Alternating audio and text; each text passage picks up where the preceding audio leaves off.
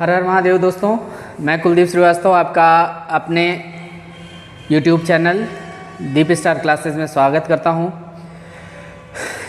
पिछले जितने भी वीडियो मैंने अपलोड किए, आप लोग के कमेंट देखा मैंने, और जो कुछ भी आप लोग का रिएक्शन था वो काफ़ी पॉजिटिव था, और ऐसे ही मेरा उत्साह बढ़ाते रहिए आप लोग।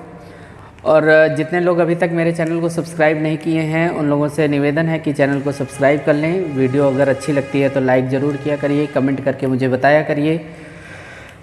आज हम लोग जो एक नई टॉपिक शुरू करने वाले हैं वो रीजनिंग से रिलेटेड है, और उसका नाम है ब्लड रिलेशन, रक्त संबंध। ये काफ़ी इम्पॉर्टेंट टॉपिक है, और लगभग हर एग्ज़ाम में, मतलब कोई भी एग्ज़ाम आप इसमें लगभग नहीं लगा सकते, हर एग्ज़ाम में इससे क्वेश्चन पूछा जाता है। तो जनरल भी चीज़ों के लिए आपको, मतलब जनरल लाइफ में भी आपको इसकी ज़रूरत पड़ सकती है, तो जानते हैं। तो चलिए, ब्लड रिलेशन शुरू करने से पहले इसके बारे में थोड़ा समझ लिया जाए। देखिए, हम लोग क्या तो रिश्ते बहुत ज़्यादा होते हैं, लेकिन अगर मुख्य रूप से देखा जाए ना तो रिश्ते बहुत कम हैं। और सबसे बड़ी समस्या क्या है हम लोग के साथ जानते हैं? एक छोटे से रिश्ते को हम लोग संभाल नहीं पाते हैं, आपस में ही खींचातानी, एक दूसरे की टांग खिंचाई, ये सब चलता रहता है। रिश्ते हमारे पास बहुत कम हैं। दिखाता हूँ मैं आपको। देखिए, जब हम ब्लड रिलेशन की बात करेंगे तो इसमें हम लोग मोस्टली 3 जनरेशन की बात करते हैं, केवल 3 जनरेशन। ठीक ना? समझिएगा, बहुत आसान है। ब्लड रिलेशन लोगों को लगता है कि बहुत टफ है, लेकिन ब्लड रिलेशन ना बहुत आसान चैप्टर है। यहाँ मैं ऐसे जस्टिफाई कर देता हूँ इसको। ठीक, अब देखिए, जितने भी मेल पर्सन होंगे उनको मैं डिनोट करूँगा प्लस से, और जितने भी फीमेल पर्सन होंगी उनको मैं डिनोट करूँगा माइनस से। तो अभी इसको मैं छोड़ देता हूँ। आइए, इसको छोड़ देंगे तो इसके बाद वाले जनरेशन से, अब देखिए इसको छोड़े क्यों हैं? क्योंकि इस जनरेशन में हम लोग खुद को रखते हैं, मतलब अपने आप को। अगर हम लोग एक जनरेशन ऊपर बढ़ेंगे तो यहाँ पे एक जनरेशन ऊपर बढ़ेंगे तो यहाँ पे कौन सा रिश्ता मिलेगा? पापा का। ठीक ना? ये पापा हैं और ये कौन हो गई? माँ हो गई। ठीक ना?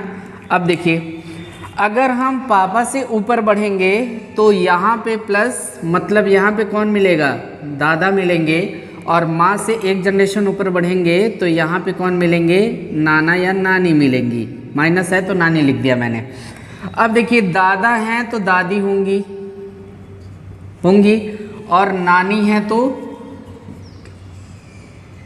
नाना होंगे। मेल को यहाँ लिख दिए प्लस और फीमेल को लिख दिए माइनस। ठीक ना? चलिए देखिए, अगर पापा से एक जनरेशन ऊपर बढ़ा जाए, जैसे आप अपने गांव में या परिवार में जहाँ भी, जो पापा से जस्ट एक जनरेशन ऊपर हैं, सबको आप बाबा या दादा बोलते हैं, तो उनकी जो वाइफ होंगी वो दादी होंगी, भाभी नहीं, दादी, बाबा दादी। और अगर माँ से जस्ट एक जनरेशन ऊपर बढ़ा जाए तो वहाँ पे कौन मिलता है भाई? जो जैसे आप ननिहाल गए तो वहाँ पे जितने भी मम्मी के एक जनरेशन ऊपर, मतलब उनके चाचा होंगे, जो उनके पिता तुल्य होंगे, उनको आप लोग क्या बोलते हैं? नाना और नानी। अब देखिए, माँ के समकक्ष केवल 2 रिश्ता मिलता है, एक मामा का मिलता है, एक मौसी का मिलता है। और पिता के समकक्ष 2 रिश्ता मिलता है, चाचा का मिलता है और बुआ का मिलता है। आप गांव में चले जाइए, या आपके पापा के जितने भी फ्रेंड होंगे जो पापा के हम उम्र होंगे, उनको हम लोग चाचा बोलते हैं, और जो लेडीज़ होती हैं उनको हम लोग बुआ बोलते हैं। और जो माँ के समकक्ष, जैसे ननिहाल चले जाइए तो जो जितने भी लोग माँ को अपनी बहन मानते होंगे ना, तो उनको हम लोग क्या बोलते हैं? मामा बोलते हैं। और जितनी भी ऐसी लेडीज़ होंगी जो मम्मी को बोलती होंगी, दीदी बोलती होंगी, उनको हम लोग क्या बोलते हैं? मौसी। देखिए, अगर रिश्तों की बात किया जाए तो बस इतने ही रिश्ते हैं हम लोग के पास। ठीक ना? तो पापा के समकक्ष चाचा और बुआ, मतलब चाचा हैं तो चाची होंगी, बुआ हैं तो फूफा होंगे, मामा है तो मामी होंगी, मौसी हैं तो मौसा होंगे। अब देखिए, अगर हम इसमें देखा जाए तो इसमें सारे लोग, हम लोग आ गए। अब देखिए, चाचा का लड़का, चाचा का लड़की, बुआ का लड़का, बुआ की लड़की, मामा का लड़का, मामा की लड़की, मौसी का लड़का, मौसी की लड़की, सब लोग किस जनरेशन में आ गए इसमें। तो यहाँ जो रिलेशन होता है ना वो भाई और बहन का मिलता है, ठीक ना। कुछ रिश्ते और होते हैं जो इसमें मिलेंगे, उसको अभी बताता हूँ मैं। भाई बहन का रिश्ता होता है। अब चाचा का लड़का है तो चचेरा भाई, बुआ का लड़का है तो फुफेरा भाई, मामा का लड़का है तो ममेरा भाई, मौसी का लड़का है तो मौसेरा भाई, और बहन है तो चचेरी बहन, फुफेरी बहन, ममेरी बहन, मौसेरी बहन। यहाँ से हम लोग यहाँ जाएंगे तो दादा दादी, और यहाँ से यहाँ का क्या रिश्ता मिलता है, यहाँ से यहाँ आएंगे तो कौन सा रिश्ता मिलेगा, पोता या पोती का मिलेगा। पोता या पोती, इसको भाषा में मतलब पोपा नहीं भाई, सॉरी, पोता या पोती, और इसको पौत्र या पौत्री बोलते हैं। आपको रीजनिंग में ना पौत्र और पौत्री शब्द मिलेगा। और नाना से आपको यहाँ पे, नाना नानी से यहाँ पे कौन सा रिश्ता मिलता है, नाती या नतनी का रिश्ता मिलता है, ठीक ना। तो यहाँ पे क्या मिलेगा, नाती या नतनी, जो भी जेंडर के हिसाब से, ठीक ना। अच्छा, यहाँ चाचा से, बुआ से, इन लोग से कौन सा रिश्ता मिलता है, भतीजे का मिलता है या भतीजी का मिलता है। और मामा और मौसी से भांजा या भांजी का मिलता है, ठीक ना। मौसी से भी भतीजा भतीजी, जैसे भी लोग अपना जस्टिफाई कर लें उसके हिसाब से। चलिए, इतना होने के बाद अब हम लोग इस वाले जनरेशन को भी थोड़ा सा जस्टिफाई कर लेते हैं। इस जनरेशन को जस्टिफाई करेंगे तो क्या होगा, देखते हैं उसको। इसको हम हटा देते हैं। अब देखिए, इसको भी आप जस्टिफाई कर लीजिए, प्लस ये माइनस, ये जैसे आप, ये आपकी पत्नी, ठीक ना।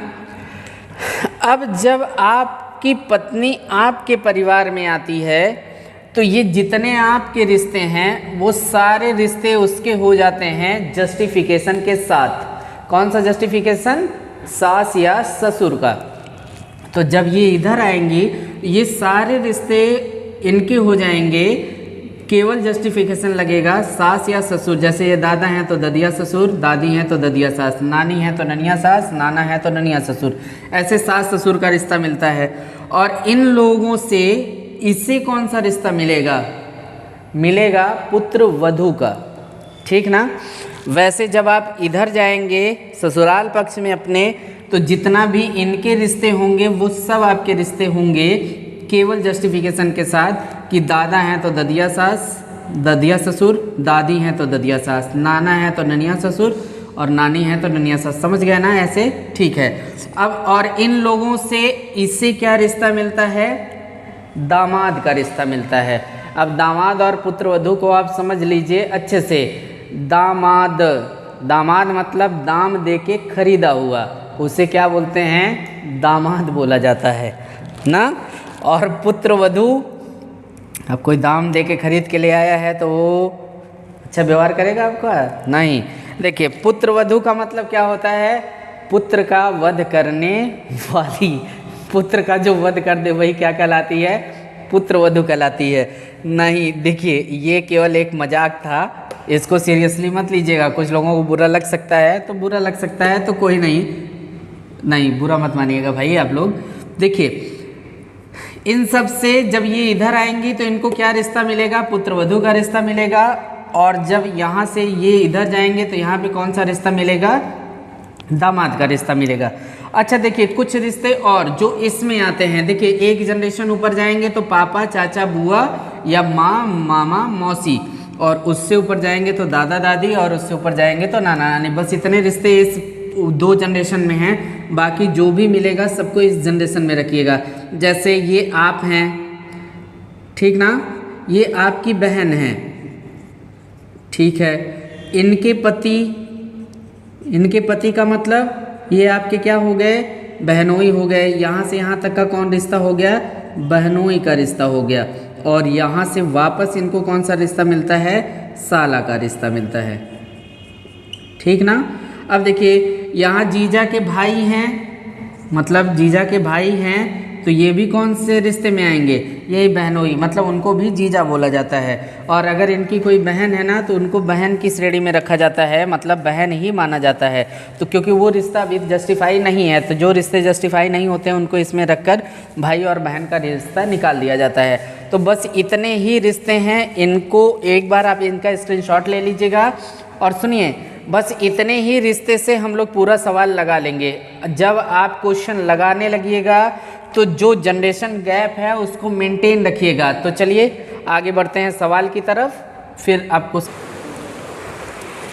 चलिए देखिए, जैसे ये क्वेश्चन मैंने लिखा है, बी डी की माँ है और सी डी का भाई है, एच ई की बेटी है, जबकि डी ई की पत्नी है, तब ई का सी से क्या संबंध है।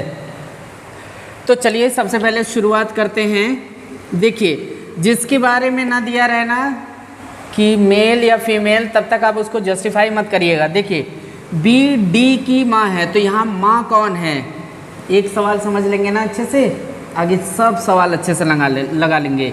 बी डी की माँ है, अब बताइए यहाँ माँ कौन है, बी है ना, तो आप बी लिखिए। अच्छा, माँ है तो एक जनरेशन ऊपर होंगी, माँ कौन है, बी, तो यहाँ लिख दीजिए माइनस, क्योंकि ये क्या है, माँ है। ये देखिए, ये अभी जस्टिफाई नहीं, ये लड़का भी हो सकता है और लड़की भी हो सकती है। तो अगर लड़का होगा तो भी इसकी माँ और लड़की होगी तो भी माँ, लेकिन ये कंफर्म है कि ये क्या है, माइनस है। एक सवाल अच्छे समझ लीजिएगा, आगे सब सवाल लगा लेंगे। जनरेशन देखिए, मैंने गैप मेंटेन किया ना, बी डी की माँ है तो इस तरह से, और जिसके तरफ आप लगा रहे हैं ना वो इंडिकेशन उसी तरफ होना चाहिए, ये दिखाएगा कि बी माँ है किसकी, डी की। आगे बढ़िए, सी डी का भाई है। अब देखिए, जो सी है वो डी का भाई है। अभी देखिए, भाई कौन है भाई, सी है ना, ये भाई हो गया।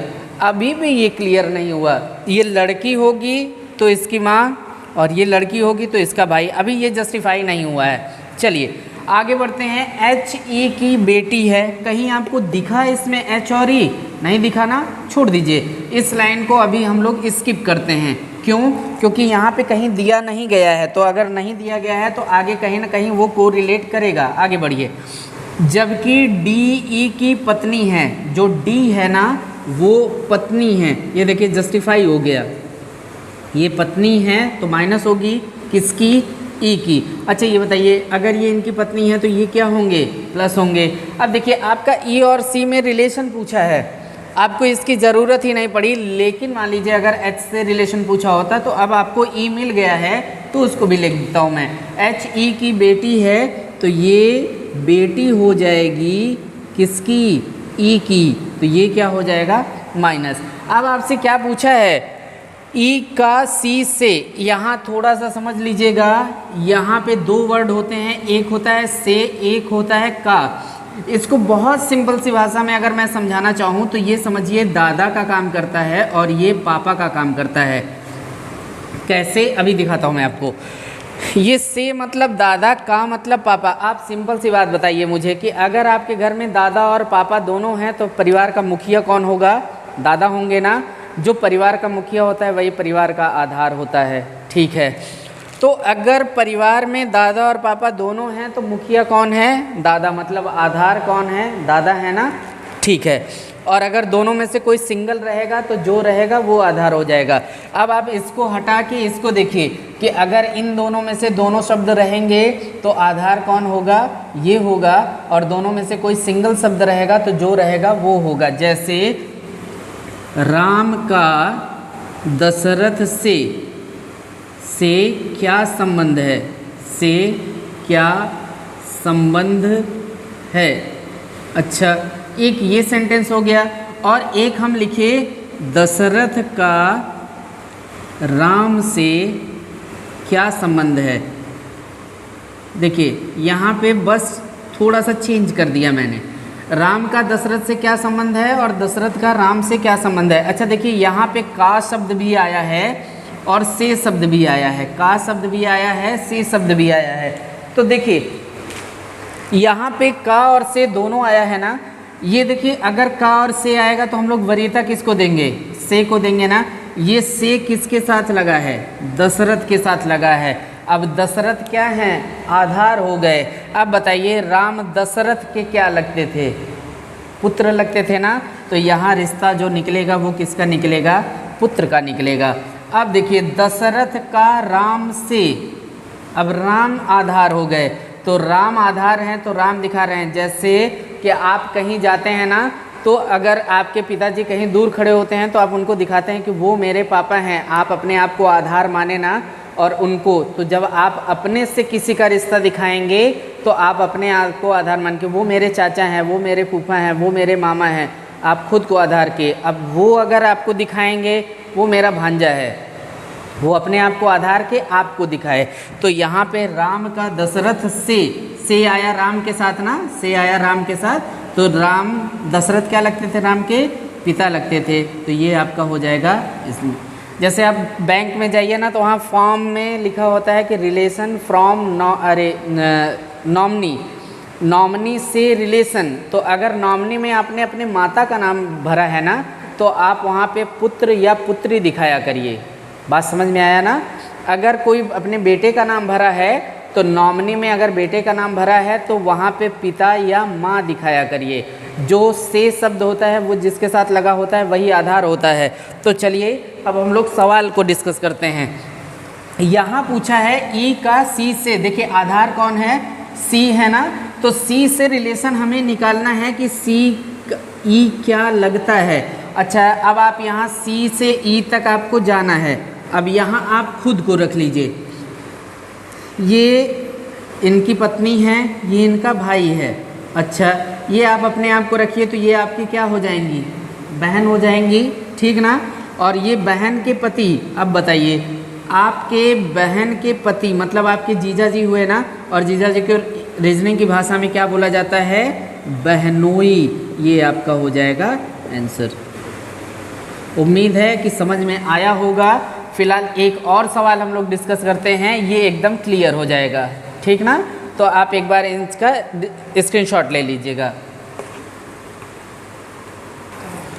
चलिए देखिए, जैसे एक सवाल यहाँ पे लिखा गया है कि यफ ए का भाई है, सी ए की पुत्री है, कि यफ की एकमात्र बहन है। एकमात्र शब्द जहाँ आए ना वहाँ सिंगल पर्सन आप अपने आप को इकलौता शब्द इस्तेमाल किया करिए। एकमात्र मतलब इकलौता, सी एकमात्र मतलब इकलौता, ठीक ना। सी जी सी का भाई है, एफ का जी से क्या संबंध है? चलिए तो सबसे पहले एफ ए का भाई है। अब मुझे बताइए भाई कौन है? एक यफ ए का भाई है, ठीक ना। अब देखिए तो ए यहाँ लगाइए और यहाँ पे लिखिए एफ, तो यहाँ पे हो जाएगा प्लस, ये क्या है? भाई है, ठीक ना। चलिए देखिए, अच्छा ये बताइए ये प्लस है कि माइनस है? जस्टिफाई नहीं है ना, क्योंकि ये लड़की होगी तब भी भाई होगा और लड़का होगा तब भी भाई होगा। अब आइए सी ए की पुत्री है, जो सी है वो ए की पुत्री है। ये देखिए यहाँ पे कुछ नहीं रहेगा, सी ए की पुत्री है मतलब यहाँ पे क्या हो जाएगी? सी हो जाएगी और पुत्री हो जाएगी। अच्छा ये बताइए, ये तो माइनस क्लियर हो गया ना। ये अभी तक जस्टिफाई नहीं हो पाया कि ए प्लस में आ रहा है कि माइनस में आ रहा है। बस इतना पता है कि यफ भाई है मतलब ये प्लस में होगा और सी पुत्री है मतलब माइनस में होगी। आगे बढ़िए, के यफ की एकमात्र बहन है, मतलब जो के है वो एफ की एकमात्र बहन है। एकमात्र बहन का मतलब इकलौती बहन है। अब ये बताइए कि ये प्लस होगा कि माइनस होगा? जब ये इकलौती बहन है, जैसे आपकी इकलौती बहन मतलब एक ही बहन है ना, तो बाकी जिसके आप भाई होंगे वो आपका क्या होगा? भाई होगा। तो ये क्या हो जाएगा? प्लस हो जाएगा। एकमात्र मतलब इकलौता। आपकी इकलौती बहन, तो आपकी इकलौती बहन मतलब बहन एक हुई। अगर आप किसी के भाई हुए मतलब कोई और पर्सन हुआ जिसके आप भाई हुए, तो वो किस में चला जाएगा? मेल पर्सन में चला जाएगा ना। ठीक है, आगे बढ़ते हैं। जी सी का भाई है, तो जो जी है वो सी का भाई है, तो इसका भाई मैं बना देता हूँ जी को। अच्छा, अब पूछा है कि एफ का जी से क्या संबंध है? अच्छा ये बताइए, आधार कौन है? जी है ना, तो जी से देखिए यहाँ पे आप, ये भाई है मतलब प्लस, यहाँ आप अपने आप को रख लीजिए, ये आपकी बहन हो जाएंगी ना। ये भाई आप इनके भाई हैं, ये लेडीज हैं, फीमेल है ना, तो ये आप इनके भाई हो गए। चलिए आपकी बहन, ये जिसकी पुत्री हैं, मतलब ये आपके क्या हो जाएंगे, पिता हो जाएंगे। अब आप मुझे बताइए इनसे इनका आपका क्या संबंध होगा, पिता का संबंध आया ना, पिता का संबंध आया ना। एक जनरेशन ऊपर मैंने बताया था या तो पिता मिलते हैं या तो चाचा मिलते हैं या तो बुआ। अगर पापा से चल रहा है तो चाचा और बुआ, और मम्मी से चल रहा है तो माँ और मौसी। अच्छा ये बताइए, अब ये ए जो है जी के पिता हो गए और यफ जो है वो ए का भाई है। अब बताइए आपके पिता के भाई आपके क्या लगेंगे, चाचा लगेंगे ना। तो जी से एफ का क्या रिलेशन निकल के आया, कौन सा रिश्ता निकल के आया भाई, चाचा का रिश्ता निकल के आया। ठीक ना, वीडियो को स्किप करके देखेंगे ना सब मज़ा बेकार हो जाएगा। तो ब्लड रिलेशन ना बहुत आसान होता है। बस इसमें एक चीज़ याद रखना होता है कि जो जनरेशन गैप है ना वो मेंटेन किए रहिएगा। ऐसा नहीं है कि एक ही पुत्री है तो बहुत सारे लोगों को मैंने देखा है एक ही पुत्री यहाँ लिख देंगे। यार एक ही पुत्री अगर आप यहाँ बी बना लेते हैं और फिर ए के भाई को दिखाना है तो आप इधर दिखा लेंगे। एक ही बहन के बारे में बोलेगा तो कहाँ जाएंगे, तो इधर वाला तो आप ब्लॉक कर दिए हैं, आप इधर जा ही नहीं सकते, मामला गड़बड़ हो गया ना। तो इस जनरेशन गैप को आप लोग मेंटेन रखिएगा। तो चलिए इस वाले सवाल को डिस्कस किया जाए। देखिए इस सवाल को यहाँ पे नहीं हो पाएगा तो इसको मैं मिटा के एक बार फिर से यहाँ पे लगाता हूँ, तो इसको हम पूरा क्लियर कर देते हैं। ठीक ना, चलिए इस वाले सवाल को डिस्कस करते हैं। दिया है राम ने श्याम से कहा कि तुम मेरे पिता के पिता की पत्नी की बेटी के बेटे हो, तो श्याम का राम से क्या संबंध है। अगर आप इन सब चीज़ों से बचना चाहते हैं ना तो आप सवाल में खुद को रखा करिए। जब आप सवाल में खुद को रखेंगे ना तो बहुत आसानी से, बस आपको मैंने बताया ना कि रिश्ते बहुत छोटे से हैं जिनको हम लोग संभाल नहीं पाते, उन्हीं को संभाल लीजिए। जैसे आप संभालेंगे ना ऑटोमेटिक क्लियर हो जाएगा। देखिए मैं बिना कलम चलाए इसको लगाता हूँ। राम ने श्याम से क्या कहा कि तुम मतलब राम कह रहा है श्याम से, मतलब श्याम के बारे में कहा कि श्याम, यहाँ तुम मतलब श्याम तुम मेरे पिता। अब आप राम के जगह खुद को रखिए कि मेरे पिता मतलब मेरे पिता, आप राम हैं, राम के पिता आपके पिता के पिता मतलब आपके दादा, आपके पिता के पिता मतलब आपके दादाजी हुए, की पत्नी दादाजी की पत्नी दादी हुई, ठीक है, कि बेटी। अब आप बताइए दादाजी की बेटी तो आपकी बुआ हुई ना, आ गई नीचे पापा वाले जनरेशन में, और पापा के जनरेशन क्योंकि हम पिता से आगे बढ़े हैं, पिता के पिता, ठीक ना। तो पापा के समकक्ष जो फीमेल मिलती हैं उनको क्या बोलते हैं, बुआ। अच्छा तो मेरे पिता के पिता मतलब मेरे दादाजी की पत्नी मतलब मेरी दादी जी की बेटी मतलब मेरी बुआ जी के बेटे। अब बताइए मेरे बुआ का बेटा मेरा क्या लगेगा, फुफेरा भाई लगेगा ना। तो बस देखिए ये बिना कलम चलाए आ गया। अब आइए इसको हम लोग लगा के दिखाते हैं। जैसे यहाँ पे बोला है कि श्याम मतलब राम बोला कि तुम मेरे पिता, राम के पिता के पिता, यहाँ पे ऐसे बनाइए पिता के पिता, ठीक ना, मतलब यहाँ पे प्लस, तो ये राम के क्या हो गए, दादा हो गए, की पत्नी मतलब ये कौन हो गई, राम की दादी हो गई, ये राम की दादी हो गई। अच्छा की पुत्री, राम की इनकी दादी की पुत्री मतलब इस जनरेशन में आ गई ना भाई। ये देखिए यहाँ पे ये पुत्री हो गई। अब ये बताइए ये पापा के समकक्ष है ना, पापा के समकक्ष है ना, तो पापा के समकक्ष अगर कोई महिला मिलती है तो वो कौन सी रिश्ता मिलता है, बुआ का रिश्ता मिलता है ना। तो ये क्या हो जाएंगी, इनकी बहन हो जाएंगी, मतलब राम की ये बहन बुआ हो गई। अच्छा उसके बाद के बेटे, तो इनका भी बेटा अगर होगा तो ये यहाँ पे चला जाएगा, मतलब इनका पुत्र। अब ये देखिए ये आ गए सेम जनरेशन में, तो या तो यहाँ भाई बहन का रिश्ता मिलेगा, और मतलब या तो भाई का रिश्ता मिलेगा या तो बहन का रिश्ता मिलेगा। अब बताइए कि ये बहन, ये नहीं भाई, इनको हटा दीजिए नहीं तो आप कंफ्यूज हो जाएंगे। जो लोग वीडियो स्किप करके देखते हैं ना, इसीलिए मैं मना करता हूँ कि वीडियो स्किप करके मत देखा करिए। अच्छा ये बताइए आपके पिता की बहन, ये आपकी क्या हो गई, बुआ हो गई ना, और बुआ का पुत्र तो आपका क्या हो गया, फुफेरा भाई।